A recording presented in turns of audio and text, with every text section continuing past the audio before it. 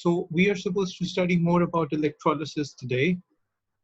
We have previously studied electrolysis of molten sodium chloride and aqueous sodium chloride. If we discuss molten sodium chloride, there are a few pointers over here which you are pretty familiar with, but I'm going to revise it for the sake of revision. Okay. Cations or the positive ions move towards cathode where they gain electrons, so it's a reduction reaction. And anions, negative ions, move toward anode where they lose electrons, which is an oxidation reaction. What usually happens in case of electrolysis of molten salts is that the ions are electrolyzed. Usually a metal is formed at cathode and a non-metal is formed at anode.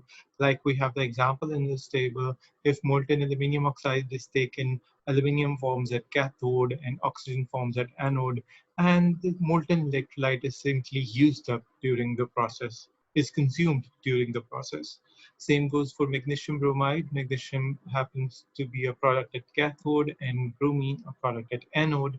For sodium chloride, sodium and chlorine respectively, and for zinc iodide, zinc and iodine respectively.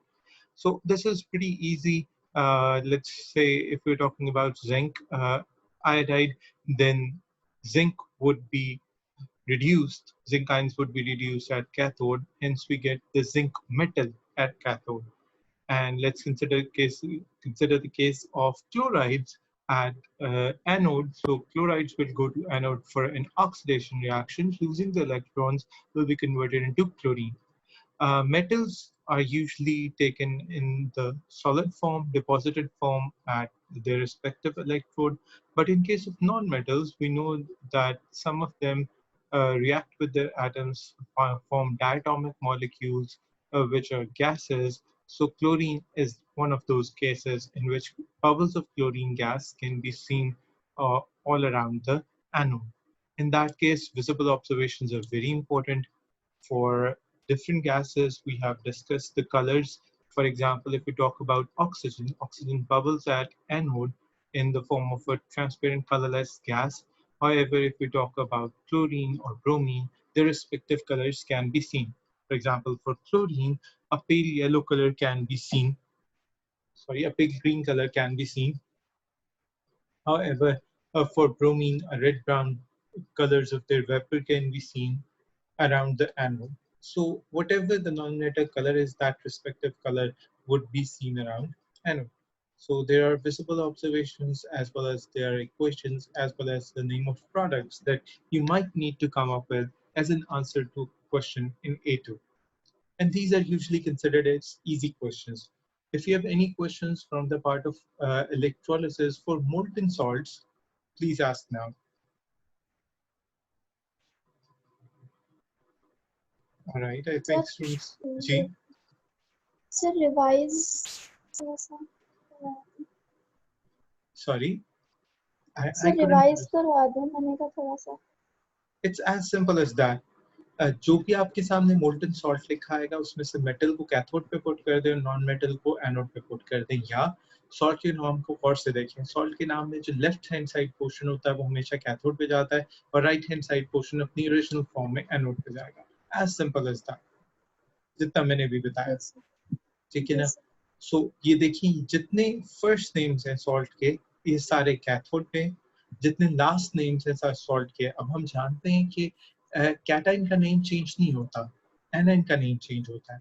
A9 जो होता है वो आईडीईज में and कर रहे होते हैं usually. ये देखें, oxide, bromide, chloride, iodide.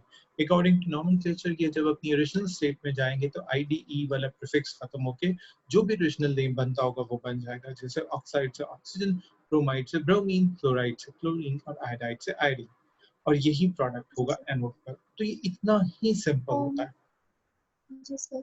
Sir आपने वो बोला था कि आपने आईजीसीएसई में इनको टेबल्स कुछ बनवाए थे, वो आप बनवाएंगे सर? जी सर, आपने कहा था भेजेंगे. नहीं सर, कहा था कि वो किसी स्टूडेंट से लेकर. हाँ, किसी स्टूडेंट से मैंने ले लिया, but I totally forgot to send it. Okay, I have those pictures and I am a really forgetful person, so I'm going to ask you once again. आप में से कोई भी बच्चा इस क्लास के दौरान या इसके बाद मेरे पे सिर्फ व्हाट्सएप पे एक मैसेज करके ना उसमें रिमाइंडर के तौर पे लिख दे इलेक्ट्रोलिसिस टेबल्स, और वो मैं ग्रुप में सेंड कर देता हूँ A2 वाले ग्रुप में, ठीक सर। ठीक है? दैट वे ठीक है all sir. Of you are going to get it. I ठीक already sir. Have that with me from a student. मैंने एक स्टूडेंट से कहा था कि वो बनाए और मुझे भेजे, उसने भेज भी दिए और वो मैं आपको आगे फॉरवर्ड करना भूल गया, ठीक है? So thank you for reminding, and remind me once again on WhatsApp, and I'll do it today, right after this जी lecture. सर। जी Okay. Sir. Any questions to be explained in terms of electrolysis of molten salts? नहीं sir. No Okay. Sir. Okay. Moving on to electrolysis of aqueous solutions. In case of aqueous solutions, uh, they contain more than one cation and more than one anion. And I've explained it previously that whenever that's the case, that there are more than one cation or more than one anion, then it becomes more like a competition. Okay? Then the cations or the anions would be taken in terms of their concentration or in terms of their reactivity, and then we are going to decide which one is going to get discharged, go out of the system, go towards the electrode, discharge through the electrode, and which one is going to stay inside the system. In order to explain that, they have taken an example of aqueous sodium chloride, which contains Na positive ions because of the salt, Cl negative ions because of the salt, and H positive and OH negative ions because of water, because of the aqueous medium. The H positive and OH negative ions arise from the ionization of water, because the water's ionization can be stated through this equation. So what we have to ask is which ions are discharged, which means converted into atoms and molecules during the electrolysis, go towards the electrode and get discharged over there, well, be in the form of a solid or a gas, and which one would stay inside the system.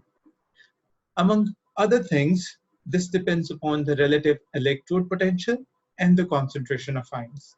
So previously, I have been discussing it with my students in terms of reactivity or in terms of concentration, but as this chapter is all about electrolysis and electrochemical cells or electrode potentials, so what we are going to do over here is that in this specific case, we're going to discuss the relative electrode potential of the ion and the concentration of the ion as well. This way it will become easier to you. अगर आपको past का IGCSE का electrolysis नहीं भी आता, तो अब आपको जितना अच्छा क्लियर होगा और अब आप जितना अच्छा इसका आंसर कर सकते होंगे वो आप पहले नहीं कर सकते, ठीक? तो अगर आपको IGCSE का नहीं भी आता इलेक्ट्रोलिसिस, कोई मसला नहीं है, बिकॉज हम एक एंटायरली डिफरेंट पैटर्न पर ये डिसाइड करने जा रहे हैं कि एक्वस सॉल्यूशंस में से कौन से हमारे पास आयन स्टिक करेंगे और सॉल्यूशन के अंदर ही रहेंगे और कौन से डिस्चार्ज कर जाएंगे, ठीक? Because there are two cations and two anions. So let's talk about these pairs. Electrolysis products and electrode potentials. First of all, we are discussing them on the terms of their electrode potentials. We'll come to the concentration part, but a little later. Starting with electrode potentials, when an aqueous ionic solution is electrolyzed using inert electrodes, and remember, we were using inert electrodes back in IGCSE, the concept was explained over there. An example of platinum electrodes was also taken over there. There is usually only one product obtained at each electrode. The ease of discharge of cations at the cathode is related to their electrode potentials. For example, the electrode potential of a few cations are mentioned over here. You would see all of them are elements and metals in specific except hydrogen. Hydrogen is the only non-metal which is an exception for cathode. I hope that is clear. ये हमने IGCSE में भी ये बात clear की होती है, ठीक है? सारे मेटल्स इलेक्ट्रॉन्स लूज करते हैं और नॉन मेटल्स इलेक्ट्रॉन्स गेन करते हैं. हाइड्रोजन एक यूनिक एलिमेंट है. ये मेटल और नॉन मेटल दोनों का बिहेवियर शो कर सकता है in terms of loss of electron and gain of electron, ठीक है? So let's take a look at these values. Coming back to our point, you would see that the increasing ease of discharge of cation at cathode depends upon their values. Take a look. Some of these elements, metals, have a negative electrode potential value, while some of them have a positive electrode potential value. And as we go from negative to a positive value, the ease of discharge increases, which means more the negative, less are the chances to go to electrode. More positive it is, more the chances are that it would go to the cathode. Are we clear? Is this sentence understandable? Sir एक दफा फिर से समझा दें। मैं दोबारा explain कर देता हूँ। हमारे पास मेटल्स के अंदर बहुत सारे आयंस एग्जिस्ट करते हैं। हमने काफी सारे यहाँ पे एग्जांपल पे पुट किए हुए हैं, ज्यादा नेगेटिव चार्ज वाले, कम नेगेटिव चार्ज वाले। यहाँ पे जीरो की एग्जांपल भी है, थोड़ा पॉजिटिव भी है, ज्यादा पॉजिटिव वाला भी है। ठीक, हम ईज किस तरह से बता रहे हैं? कोई भी कैटाइन कैथोड पर जाकर डिस्चार्ज होगा, उसकी ईज किस चीज पे डिपेंड करती है? जितनी पॉजिटिव वैल्यू ज्यादा होगी उतना इजी होगा उसके लिए डिस्चार्ज होना और कैथोड तक जाना, और जितनी उसकी वैल्यू नेगेटिव होगी या लेस पॉजिटिव होती जाएगी उतना डिफिकल्ट है उसके लिए कैथोड तक जाना और डिस्चार्ज होना। व्हिच मींस इस फिर टेबल सर के क्या लिहाज वो से एनोड पे चला जाएगा? नहीं, सिस्टम के अंदर ही स्टे करेगा। याद रखिए मैंने पहले बताया था कि या तो वो अपने रिस्पेक्टिव इलेक्ट्रोड पे जाएगा या वो सिस्टम में वही उसी सॉल्यूशन में ही रुका रहेगा। ये होना कि वो अपने किसी रिपल्सिव इलेक्ट्रोड की तरफ चला जाए, ये पॉसिबल नहीं है। याद रखिए इनके ऊपर पॉजिटिव चार्ज है और ये पॉजिटिव इलेक्ट्रोड की तरफ नहीं जा सकते, because that would be a case of electrostatic forces of repulsion. जी सर। ठीक है ना, पॉजिटिव पॉजिटिव को तो नहीं अट्रैक्ट कर सकता।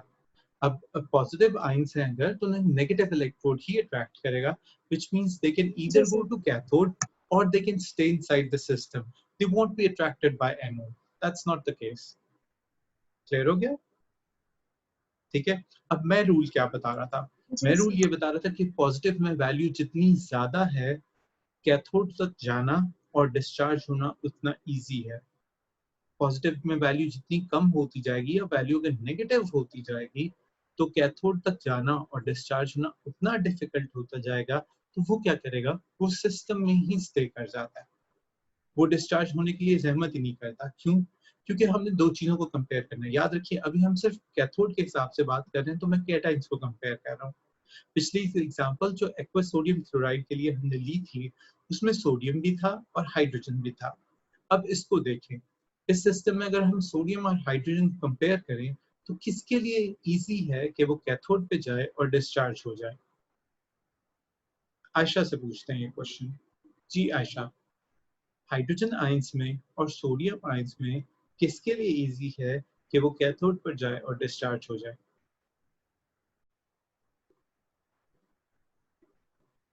Ayesha you there?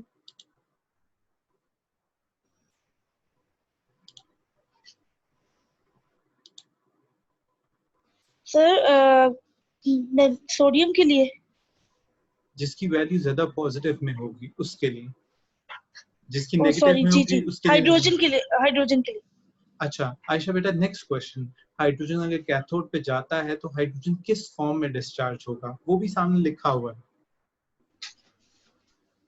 एक क्वेश्चन में ही दिया हुआ है। क्या तो प्रोडक्ट गैसियस बनेगा? फॉर्म में। हाँ, हाइड्रोजन गैस फॉर्म हो जाएगी। गुड।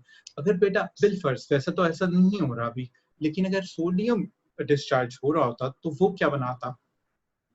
तो वो सॉलिड सोडियम सॉलिड, मतलब सोडियम सॉलिड डिपॉजिट। डिपॉजिट होता। वेरी गुड, जी। सोडियम सॉलिड डिपॉजिट हो जाता। ठीक है। अच्छा आयशा को छोड़ के नेक्स्ट स्टूडेंट पर आते हैं। रोमा बेटा आपसे क्वेश्चन है, लेट्स सपोज हमारा जी यही सर। कंपैरिजन सिस्टम में इस तरह से हो रहा है कि सिस्टम में हाइड्रोजन आयंस के अलावा दूसरा आयंस सोडियम आयंस नहीं, कॉपर आयंस है। लेट्स सपोज हम कॉपर सल्फेट के सॉल्यूशन के ऊपर अपना इलेक्ट्रोलिसिस कर रहे हैं, तो हमारा कंपैरिजन हाइड्रोजन और कॉपर में होगा। फिर डिस्चार्ज कौन सा होगा? Sir copper. कॉपर। क्या डिस्चार्ज जो जी। है वो कोई आपको नेकेड आई ऑब्जर्वेशन देगा? जी sir, black solid. Black solid? Seriously? Copper is black? Pink pink sorry, pink solid. Pink solid, red brown solid, these are the right examples. Copper oxide black होता है, pure copper black नहीं जी होता। Sir. ठीक है ना, ये pink जहन में रखना सॉरी। है, ये हमने आईजीसीएसई में पढ़ा हुआ है। ऑलराइट, नेक्स्ट स्टूडेंट पे आते हैं। Ali, Ali, what if we are using the solution of silver nitrate for electrolysis purposes? What would be the discharge then?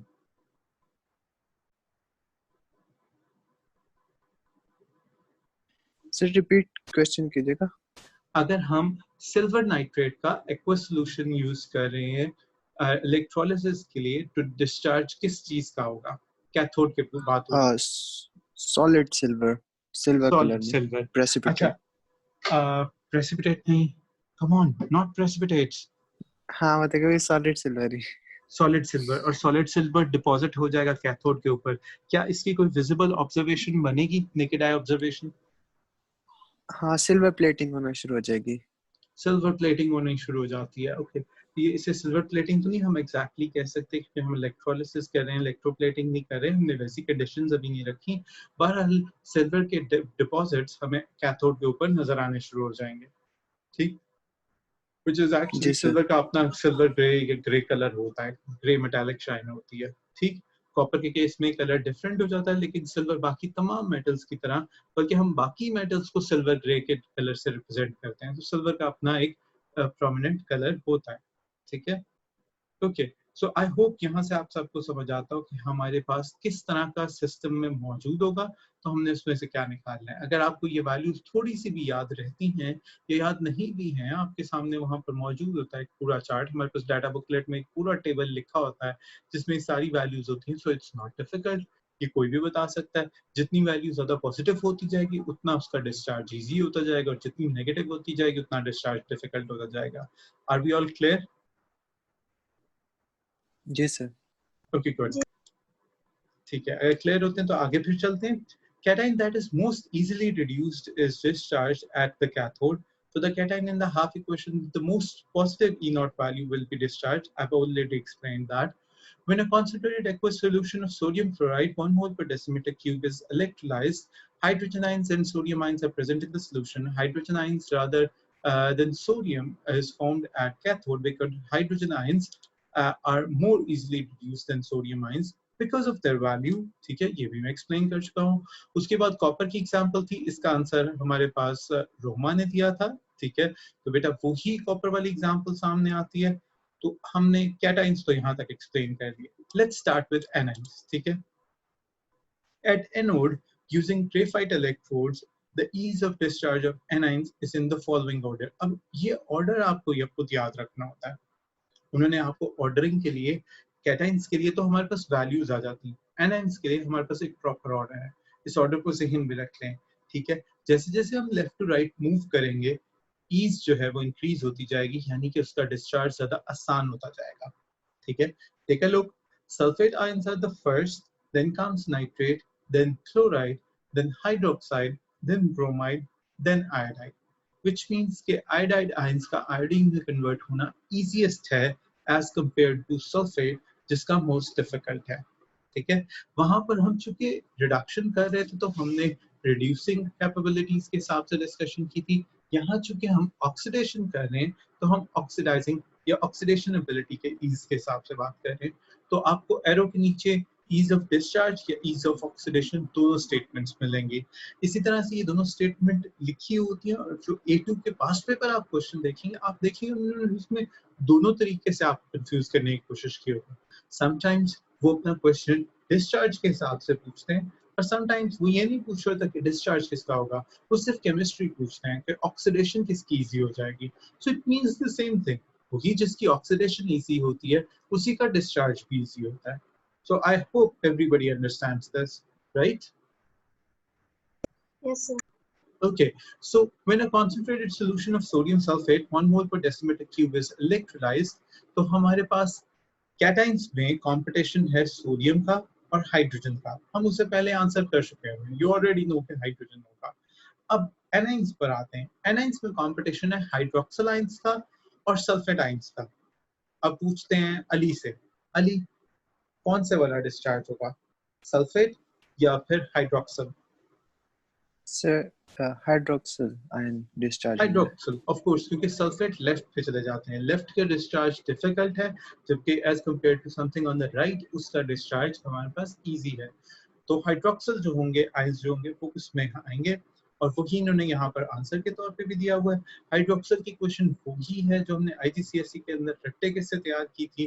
Hydroxyl ions actually are converted in such a way they produce oxygen, water and electrons. Of course ये oxidation reaction था तो electrons निकल गए, वो हम जानते हैं।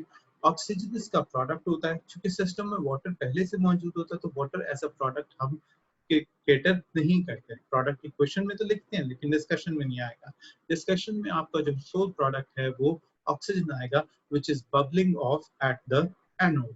ठीक है आयशा, आयशा बेटा आपसे क्वेश्चन है, अगर ऑक्सीजन बबल कर रही है एनोड पर तो हमें किस तरह की गैस नजर आ रही होगी? Any specific colour?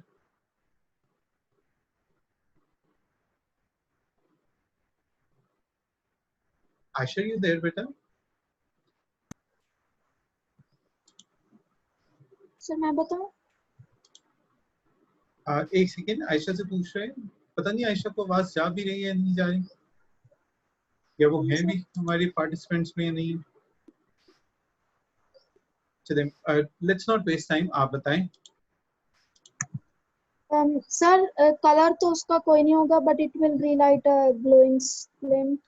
हाँ बिल्कुल, हमारे पास मतलब कोई विजिबल ऑब्जर्वेशन नहीं होता, हमें सिर्फ एक बबलिंग गैस नजर आती है, वो की एक कलरलेस गैस। लेकिन बाद में हम उसे फर्दर टेस्टिंग से करते हैं और ऑफ कोर्स हम उस पर ग्लोइंग फ्लेम ट्राई करते हैं और वो रीलाइट कर जाता है, रिकंडल कर जाता है अपने फ्लेम के साथ। ठीक है, वो प्रूव कर देता है कि ऑक्सीजन है। Very good. ठीक, तो इसी तरह से विजिबल ऑब्जर्वेशन या फर्दर टेस्टिंग जो होती है वो हमें आईजीसीएसई से याद होनी चाहिए। वो इस स्टेप पे ये बार बार नहीं पूछेंगे लेकिन पेपर्स के अंदर बड़े आराम से क्वेश्चन का पार्ट बना लेते हैं।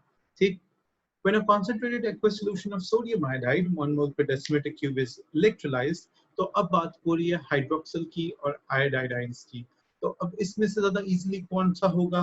वापस आते हैं क्वेश्चन पे, आप देखें कि जो आयोडाइड आयंस है वो मोस्ट राइट हैंड साइड पे है, यानी कि इजीएस्ट डिस्चार्ज आयोडाइड का था। तो इसमें तो हाइड्रोक्सिल सिस्टम के अंदर स्टिक कर जाएगा और आयोडाइड जो है वो डिस्चार्ज होंगे in the form of iodine, और आयोडीन को हमने उसी तरह से एक्वा शो किया हुआ है।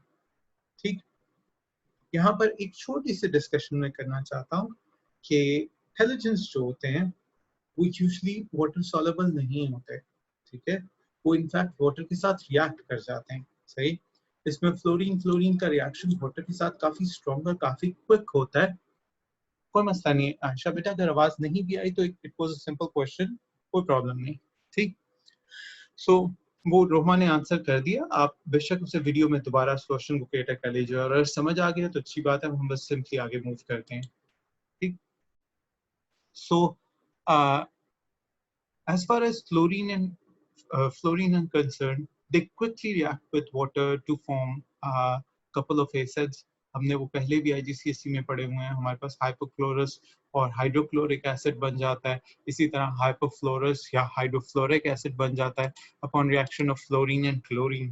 But as far as bromine and iodine are concern, bromine किसी हद तक फिर भी लिक्विड है, उसके अंदर थोड़ी बहुत सैचुरेशन शो करता है।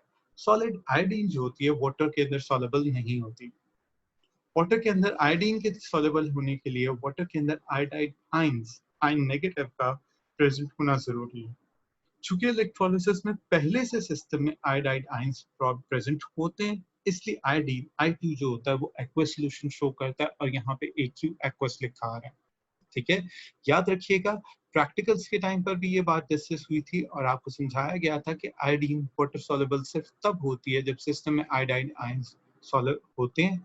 और हमने प्रैक्टिकल्स में ये किया था कि जब भी आयोडीन को वाटर में डिसॉल्व करना था, हमने वाटर के अंदर पहले थोड़ा सा KI पोटेशियम आयोडाइड मिक्स किया था।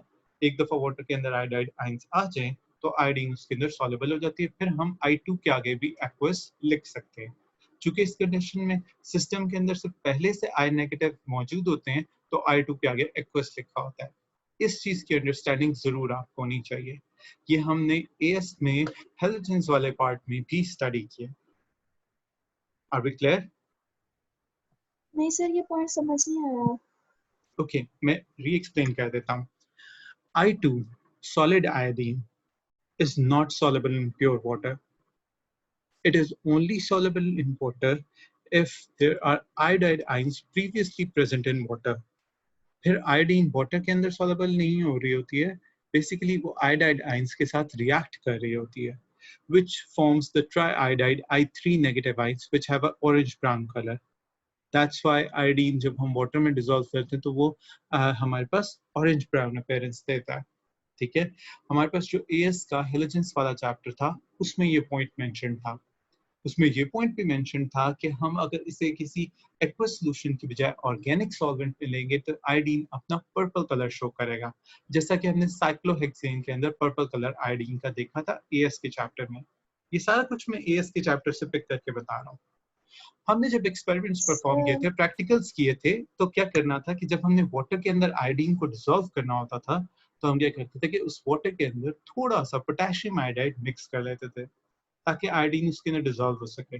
इसके बैक एंड पर केमिस्ट्री क्या है, जब हम वाटर के अंदर पोटेशियम आयोडाइड मिक्स करते हैं तो वाटर के अंदर आयोडाइड आयंस आ जाते हैं। आयोडीन जो होता है वो वाटर के अंदर डिसॉल्व डायरेक्टली नहीं होता, बल्कि जब आयोडाइड आयंस प्रेजेंट होते हैं वो उसके साथ रिएक्ट करता है, वो try iodide ions I3 negative form करता है। I2 plus I negative gives us I3 negative triiodide ions, which are orange brown in color. Hence, iodine can be mixed in water when there are iodide ions present in water. जब iodine water के अंदर mix हो सके तब ही I2 के आगे AQ यानी कि एक्वस लिखा जाता है। ये सिर्फ ऐसी कंडीशन में होगा जब से सिस्टम में पहले से I नेगेटिव हो, और इस केस में इस इक्वेशन को गौर से देखें, हमारे पास पहले से I नेगेटिव सिस्टम के अंदर मौजूद है, इसलिए जो I2 फॉर्मेशन हो रही है उसे हमने एक्वस कोट कर दिया। अब इसमें विजिबल ऑब्जर्वेशन क्या आएगी, वाटर के अंदर ऑरेंज ब्राउन कलर आयोडीन का शो होना शुरू हो जाएगा around the anode. Are we clear? ये बात सबको समझ आती है? यहाँ बुक में कहीं नहीं लिखी हुई, लेकिन चूंकि ये एएस के चैप्टर में मौजूद थी हेलोजेंस वाले पार्ट में जहां पर कलर्स मेंशन किए हुए, इसलिए मैंने सारे को रिपीट किया, क्योंकि यहाँ पर तो नहीं लिखी होती तो बच्चे से प्रिपेयर भी नहीं करते। तो आप इसे वहां से दोबारा लिंक करेंगे और ये चीज जहन में रखेंगे। हम पीछे और भी विजिबल ऑब्जर्वेशन करते आ रहे हैं, इसकी विजिबल ऑब्जर्वेशन मेंशन भी नहीं थी और उसके पीछे एक प्रॉपर केमिस्ट्री है जो कि एएस का पार्ट रह चुकी हुई है, इसलिए मैंने एक्सप्लेन किया। Are we clear? Excuse me sir. जी सर। जी जी सर, मैंने एक्चुअली 11 में इतने सारे से पिछला चैप्टर भी था, उसके अंदर जब हम एटम वो बनाते थे सर साइकिल, उसमें सर काफी जगहों पे हमें उसकी नेचुरल स्टेट सर यूज करनी थी। तो सर अक्सर जो हैं सर उनकी नेचुरल स्टेट तो हमें पता भी नहीं है, जैसे एक ही ग्रुप के एक्सट्रीम एंड वाले जो थे सर उनकी भी मतलब जैसे नहीं पता, जो कॉमनली यूज्ड है उनका तो सर पता होता है। तो सर वो भी इतने ज्यादा यूज हुए हुए हैं क्वेश्चन में, तो फिर सर हमें उन्हें करते हुए कैसे पता लगेगा कि इनकी नेचुरल स्टेट क्या है? बेटा, जहां तक नेचुरल स्टेट्स की बात है ना, third fourth of the periodic table are metals and metals are solid, तो फिर इसमें तो प्रॉब्लम नहीं है। बच्चे नॉन मेटल्स, तो नॉन मेटल्स में हमारे पास या तो सॉलिड्स होते हैं या गैसेस होती हैं। अब गैसेस जितनी भी हैं पीरियोडिक टेबल में वो हम सारी पहले बता चुके होते हैं, वो यूजुअली डायटोमिक होती हैं और वो हमने एक्सप्लेन की होती हैं। अगर कोई डायटोमिक नहीं है, मोनोटोमिक है, तो वो नोबल गैसेस हैं। ठीक है, तो गैसेस भी पता चल गए। बाकी के पीछे क्या बचे? लिक्विड्स। सारे मेटल्स में सिर्फ एक लिक्विड है मरकरी, सारे नॉन मेटल्स में सिर्फ एक लिक्विड है ब्रोमीन। बाकी जितने नॉन मेटल्स बचेंगे वो सब सॉलिड है। हो गया पूरा पीरियोडिक टेबल, ठीक है ना? मतलब मैंने सिर्फ 5 पॉइंटर्स इस वक्त काउंट किए हैं और मैंने physical state eight room temperature पूरे पीरियोडिक टेबल की आपको बता दी है। अगर आपको ये 5 पॉइंटर्स याद हैं तो आप पूरे पीरियोडिक टेबल में से किसी भी एलिमेंट की natural physical state eight room temperature बता सकते हैं। क्लियर है सर ना? आपने बोला है कि मरकरी के अलावा बाकी सब मेटल सॉलिड हैं और एट रूम ब्रोमीन के अलावा टेम्परेचर, जी सर, एट रूम टेम्परेचर, और ब्रोमीन के अलावा बाकी सब नॉन मेटल्स जो हैं वो गैसेस हैं, सॉलिड्स या वो लिक्विड गैसेस, है, सॉलिड्स या गैसेस। ठीक है ना? एक पॉइंट ये बताया, दूसरा पॉइंट ये हो गया, मतलब पहला पॉइंट मेटल्स का हो गया, दूसरा नॉन मेटल्स का हो गया। अब उस नॉन मेटल्स में से गैसेस हम प्री डिफाइन कर चुके होते हैं। गैसेस या तो मोनोटॉमिक होंगी, वो नोबल गैसेस हैं, दिस इज पॉइंट नंबर 3, या गैसेस डायटोमिक होंगी, वो भी हमने डिफाइन की होती है। कौन सी? Hydrogen, oxygen, nitrogen, fluorine, chlorine. हो गई गैसेस खत्म। बाकी ग्रुप जितने 7 नॉन वाली मेटल्स मतलब बचेंगे, सर? हाँ ग्रुप 7 वाली, उसके अलावा हाइड्रोजन है, ऑक्सीजन है और नाइट्रोजन है। ग्रुप 7 में भी सिर्फ फ्लोरीन क्लोरीन है। मैंने 5 नाम गिने बेसिकली गैसेस में, ठीक।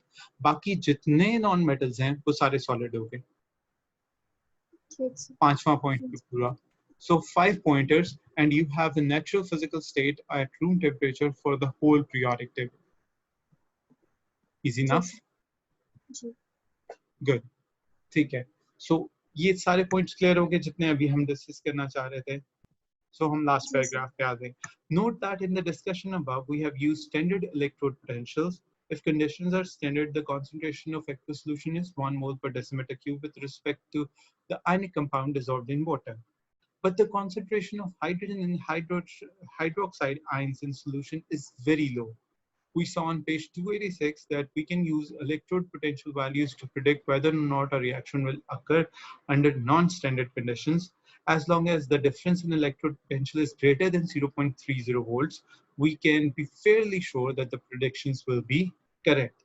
Otherwise, your predictions are not going to be correct. ये पैराग्राफ रखने का पर्पस A2 के उन क्वेश्चंस को टारगेट करना है जिसमें वो आपको पूरा एक सिस्टम भी बता देता है और उसके बाद फिर प्रिडिक्ट करने को कहता है. ठीक है. और चूंकि इलेक्ट्रोड पोटेंशियल की वैल्यूज नॉन स्टैंडर्ड कंडीशंस में दी होती हैं तो आप स्टैंडर्ड से कंपेयर करते हुए उसकी वैल्यू प्रिडिक्ट करते हैं. अब प्रिडिक्शन का एक रूल रखा हुआ है हमने, वो 0.30 वोल्ट से ऊपर है तो हम उसकी प्रिडिक्शन कहेंगे कि वो फेयरली श्योर है कि वो रिएक्शन होगा, वो प्रिडिक्शन ट्रू होगी. और 0.30 वोल्ट से कम है तो हम उसे करेक्टली प्रिडिक्ट नहीं कर सकते और आपको ये रीजन एज सच अपने आंसर में मेंशन करनी है. यानी आपके पास किसी भी तरह का सिनेरियो आ सकता है. ठीक. It's not just about that कि आपने electrolysis product क्या देना है.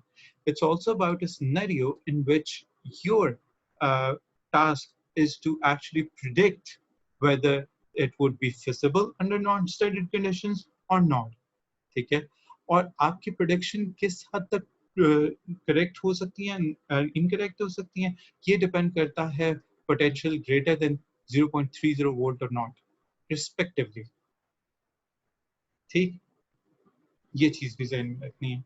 ये चीज शुरू में स्टूडेंट्स भूल जाते हैं, लेकिन जब आप इस तरह के क्वेश्चन पर आए और एक दफा उसका मार्किंग स्कीम से आंसर देखें, आप स्टक हो जाएं, देखते हैं, फिर समझने की कोशिश करते हैं, तो याद रखिएगा ये वाली बात. जी आयशा.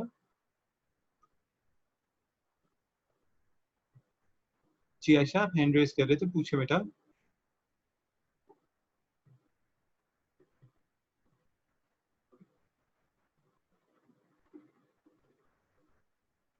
सर उसको मेरे ख्याल आवाज का मसला आ रहा है. हाँ शायद. चलें वो रिकॉर्डिंग से कर लेंगे, कोई मसला नहीं. मेरे पास भी इस वक्त नेट काफी स्लो चल रहा है. ठीक है. तो यहाँ पर फिर पूरा हो जाता है. मेरा ख्याल है इलेक्ट्रोलिसिस प्रोडक्ट्स और सॉल्यूशन कंसंट्रेशन हम कल को करेंगे और कुछ इलेक्ट्रोलिसिस फर्दर कल को भी डिस्कस करेंगे, वो पूरा हो जाएगा. ये आप देख सकते हैं कि ये एक छोटा सा पैराग्राफ और ये पोर्शन है, बस फिर चैप्टर खत्म हो जाता है. तो ये कल के लिए रख लेते हैं. आज के लिए इतना ही. आज के लिए हम सेकंड सेटिंग भी नहीं करेंगे. आप खुद से इलेक्ट्रोलिसिस के क्वेश्चंस और इस चीज को खुद से प्रैक्टिस करें. मेक श्योर कि आप पेपर 4 के सेल्फ प्रैक्टिस अपने पास कंटिन्यूड रखें टॉपिकल फॉर्म में, और कहीं पे किसी भी चीज में इशू हो रहा हो तो मुझसे डिस्कस करें. ठीक. जी sir. Any questions before I wind up the class? नहीं सर. सर अगर कोई क्वेश्चन में प्रॉब्लम हो तो वो आपको मैसेज कर सकते हैं. हाँ व्हाट्सएप पे मैसेज कर लें, लेकिन पिक्स के साथ मैसेज करें. अगर बगैर पिक के समटाइम क्वेश्चन पूछना मुझे तो समझ नहीं आता बच्चा क्या पूछ रहा है. तो एग्जैक्टली अगर जी सर क्वेश्चन पिक मेरे के सामने साथ. हो, क्योंकि A2 में क्वेश्चंस बहुत ट्रिकी हो जाते हैं, तो I need to know the exact statement of the question before I can come up with an answer. Sometimes बच्चे स्टेटमेंट में से एक आधा वर्ड मिस कर देते हैं, मुझे बताते हुए मैं आंसर बता देता हूँ, वो आंसर गलत हो जाता है. सर आपने तो नहीं ठीक बताया था. तो बच्चे से पूछना पड़ता है, बेटा आपने क्वेश्चन ठीक बताया था तो मेरा आंसर ठीक होता. तो kindly give me the exact question so that I can come up with the correct answer. ठीक है. हाँ तो पिक्स सर एक जरूर और शेयर करें. फेवर भी चाहिए. जी बेटा. सर मुझे कल एक काफी अच्छी बुक मिली थी, तो सर अगर आप वो ग्रुप में शेयर कर दें. हाँ श्योर श्योर. सर मतलब इट्स बुक मैंने अबाउट. डाउनलोड करनी है? सर मैं आपको भेज दूंगी सर व्हाट्सएप पे. हाँ ठीक है, मुझे भेज दें और क्योंकि फिर वो मैं शेयर कर सर दूंगा. एडमिन्स भेज सकते हैं. हाँ हाँ ठीक है, थैंक यू कोई सर. मसला नहीं. वेलकम बेटा. Anything else? Any questions before I wind up the class? No sir. Anybody else? Okay, चलें. Okay class. Take care students. अल्लाह हाफिज बेटा। वापस से